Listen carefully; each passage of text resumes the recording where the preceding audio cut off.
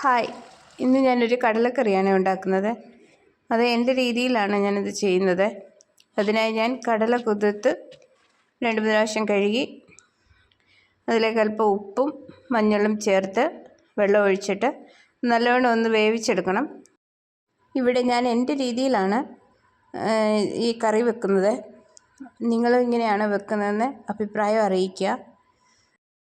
ഇനിയും ഇതിൻ്റെ മസാല എങ്ങനെയാണ് തയ്യാറാക്കുന്നതെന്ന് നോക്കാം.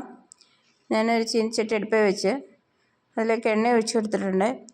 എണ്ണ ചൂടായി വരുമ്പോൾ ഞാനിവിടെ കുറച്ച് തേങ്ങാക്കൊത്ത് വറുത്തെടുക്കുന്നുണ്ട്. വറുത്തെടുത്തതിന് ശേഷം ബാക്കി മസാല നമുക്ക് തയ്യാറാക്കാം.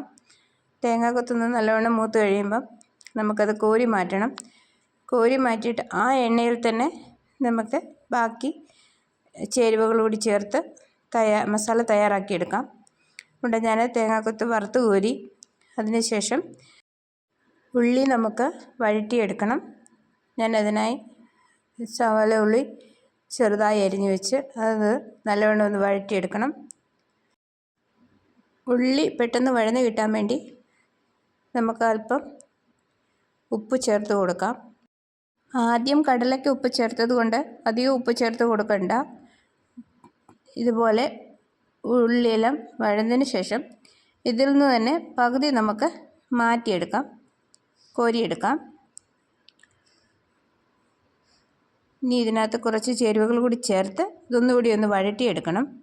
അതിനായി ഞാൻ വെളുത്തുള്ളി ചേർത്ത് കുറച്ച് ഇഞ്ചി ചേർത്ത് അതിനുശേഷം കുരുമുളക് 2-3 കുരുമുളക് ചേർത്തിട്ടുണ്ട്.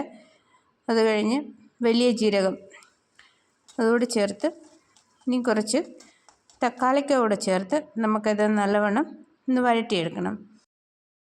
ഈ ചേരുവകളെല്ലാം നല്ലവണ്ണം ഒന്ന് വഴന്ന് കിട്ടിക്കഴിയുമ്പോൾ അതിനകത്തേക്ക് നമുക്ക് പൊടികൾ ചേർത്ത് അത് മൂപ്പിച്ചെടുക്കാം. അതിനായിട്ട് നല്ലവണ്ണം സോഫ്റ്റ് ആയതിന് ശേഷം മാത്രമേ പൊടികൾ ചേർക്കാവൂ, അല്ലെങ്കിൽ മല്ലിയൊക്കെ മൂക്കത്തില്ല. ഇനി നമുക്ക് ഇതിനകത്ത് മല്ലി ഞാൻ ചേർത്ത് കൊടുത്തു. അതിന് ശേഷം എരിവില്ലാത്ത മുളക് പൊടി ചേർത്തു. ഇനി എരിവുള്ള മുളക് പൊടി ചേർത്ത് കൊടുത്തു. അല്പം ഗരം മസാലയും കൂടി ചേർത്ത് ഇതിനെ ഒന്ന് നല്ലവണ്ണം ഇളക്കിയെടുക്കണം. നിങ്ങൾക്ക് വേണമെങ്കിൽ മസാല ചേഞ്ച് ആക്കാം. മട്ടൺ മസാലയോ അല്ലെങ്കിൽ ചിക്കൻ മസാല ഏതാണെന്ന് വെച്ചാൽ നിങ്ങളുടെ ഇഷ്ടത്തിന് ചേർത്ത് കൊടുക്കാം. ഞാൻ അതിന് ശേഷം അല്പം മല്ലിയില കൂടി ചേർത്തിട്ടുണ്ട്. അത് ഓപ്ഷണലാണ്, നിങ്ങളുടെ പക്കലുണ്ടെങ്കിൽ മാത്രം ചേർത്താൽ മതി. ഇനി ഇതെല്ലാം കൂടി ഒന്ന് നല്ലവണ്ണം അരച്ചെടുക്കണം. മഞ്ഞൾപ്പൊടി കടലയിൽ ചേർത്തത് കൊണ്ട് ഞാനിപ്പോൾ ഇവിടെ ചേർത്തിട്ടില്ല. പാൻ അടുപ്പിൽ വെച്ച് അതിലേക്ക് എണ്ണയൊഴിച്ച് കടുകിട്ട് പൊട്ടിച്ചിട്ടുണ്ട്.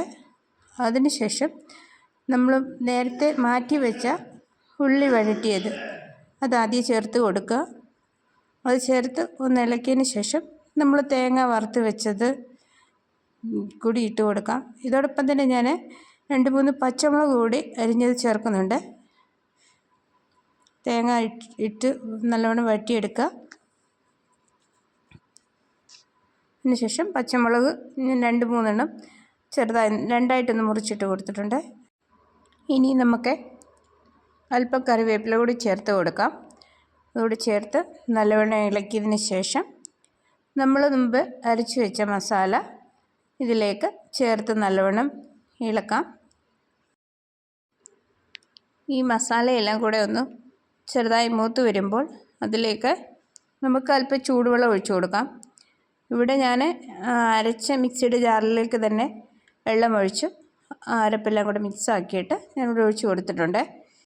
ഇനിയും ഇതിലേക്ക് നമുക്ക് മുമ്പ് വേവിച്ച് വെച്ച് കടല ചേർത്ത് കൊടുത്ത് നല്ലോണം ഇളക്കിയതിന് ശേഷം നമുക്കതൊന്ന് അടച്ച് വേവിച്ചെടുക്കണം. ഞാനിവിടെ വേവിച്ച് വെച്ച കടല ചേർത്ത് കൊടുത്തിട്ടുണ്ട്. പിന്നെ ചാറ് എത്രയും വേണമെന്നുള്ളത് അവരവരുടെ ഇഷ്ടമാണ്.